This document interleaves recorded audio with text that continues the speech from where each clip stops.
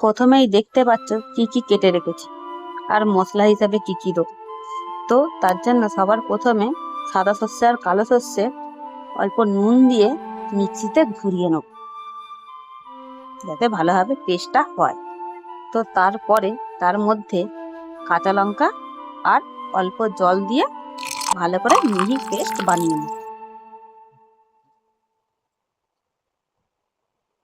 তাহলে মশলা তো হয়েই গেল। এবারে কি রান্না হবে বলো তো, দেখাচ্ছি। লাইলন টিকা বা তেলাপিয়া, যে যেই নামে চেনো, সেই মাছটা করবো আম দিয়ে আর টমেটো দিয়ে। তো সেটাতে প্রথমে নুন হলুদ মাখিয়ে নিলাম, নিয়ে কড়াইতে সরষের তেল গরম করতে বসিয়ে দিলাম। কড়াইটা খুব ভালোভাবে তেতে যাবে, তারপরেই কিন্তু মাছগুলো ভাজার জন্য ছাড়। তো মাছগুলো ভাজা হয়ে গেলে লাল লাল করে তুলে নেব। তারপর সেই তেলেই কিন্তু ফোড়ন দিতে হবে। কি ফোড়ন দেবো, যেহেতু আম আছে টক, তো তার জন্য তেজপাতা, শুকনো লঙ্কা আর সর্ষে ফোড়ন দেবো। তারপর যে কেটে রেখেছিলাম একটা পেঁয়াজ, সেই পেঁয়াজটা ভাজতে শুরু করব। পেঁয়াজটা ভাজা ভাজা হয়ে গেলে আমগুলো দিয়ে দেবো। আমগুলো ভালোভাবে ভেজে নিয়ে টমেটো যে কেটে রেখেছিলাম, এবারে সেই টমেটোটা দিয়ে দেবো। টমেটোটা দেবো লাল যাতে দেখতে লাগে উপরটা, তার জন্য। এবারে এটা ভালোভাবে হালকা ভাজা হয়ে যাওয়ার পরেই মিক্সি করা সর্ষের পেস্টটা দিয়ে দেবো। দিয়ে ভালো করে কষাবো বা মিশাবো, যা বলবে তাই। তারপর তাতে হলুদ দেবো আর নুন দেবো। নুন কিন্তু আগে দিয়ে রেখেছিলাম, তাই অল্প পরিমাণেই কিন্তু দেবো।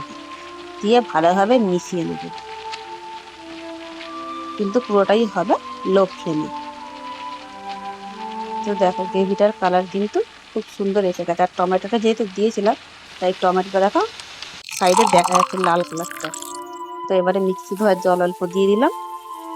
এবার এটাকে কিছুক্ষণ ভালোভাবে নাড়িয়ে চাড়িয়ে নিয়ে তারপর ফুটতে বসাবো বা ফোটানোর জন্য ছেড়ে দেবো। তার জন্য কিন্তু ঢাকা দিয়ে দেবো।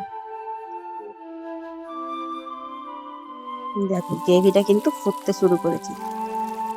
তো এবারে ভেজে রাখা মাছগুলো তাতে দিয়ে দেবো।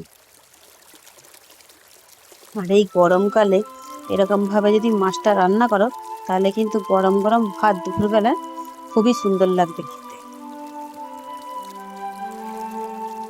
তো এবারে মাছের মধ্যে যাতে গ্রেভিটা মানে টেস্টটা পাওয়া যায়, তার জন্য কিন্তু একটু ফুটতে দিতে হবে।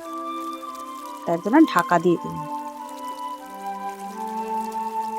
এবারে দেখো মাছটা কিন্তু মানে পুরোপুরি রেডি হয়ে গেছে।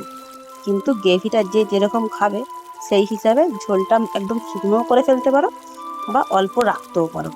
কিন্তু যেহেতু গরম ভাতের সঙ্গে খাওয়াবে, তার জন্য কিন্তু খুব বেশি ঝোলটা মারিনি।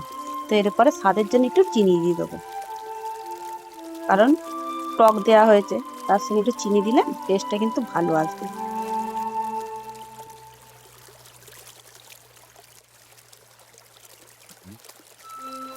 তাহলে দেখো রেডি হয়ে গেল। কি বলো তো, টমেটো দিয়ে আম দিয়ে লাইলন টিকা বা তেলাপিয়া মাছের টক, যা কিন্তু গরম ভাতের সঙ্গে খেতে হেব্বি লাগে। তাহলে এই রেসিপিটা একবার ট্রাই করে জানিও কেমন হয়েছে। আর যদি রেসিপিটা ভালো লাগে তো লাইক কমেন্ট শেয়ার করে পাশে থাকতে পারো। তাহলে গরমকালে কাঁচা আম উঠলেই কিন্তু নানা রকম রেসিপি রান্না করা যায়। এর আগে দেখিয়েছিলাম আম পোড়া দিয়ে চিকেন, আজ দেখালাম মাছ দিয়ে আমের রেসিপি।